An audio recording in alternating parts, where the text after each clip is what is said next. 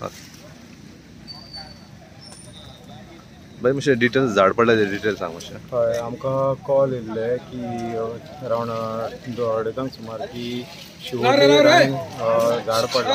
सो आमी immediately turn out करून आमी हांगा येयले. एक्चुअली आमकां फूल डे कॉलूच चालू आसले, पण गाडयेचेर 2 गाडयेचेर झाड पडला म्हणून आमी इमिजिएटली हांगा येयले आनी हांगा येवन पळयता जाल्यार 2 गाडयो ट्रॅप जाल्ले आसल्यो पोनाक.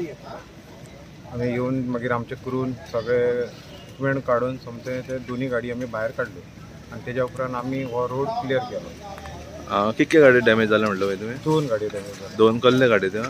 एक स्विफ्ट डिझायर आणि एक वॉस वॅक्सिवाना. ओके. आणि कितें डॅमेज हांगा कितें घरांक हॉटेलाक बी ना कितें? घरांक बिरांक काय डॅमेज ना, पण रस्तो फूल ब्लॉक हां. ओके. आणि आमी क्लियर केलो. ओके. कितके म्हणजे खंयसून येयले भाई तुमी आतां? आमी म्हापसा फायर स्टेशन. पायशे. तुमचें नांव कितें? Leading fire fighter Shahid Khan.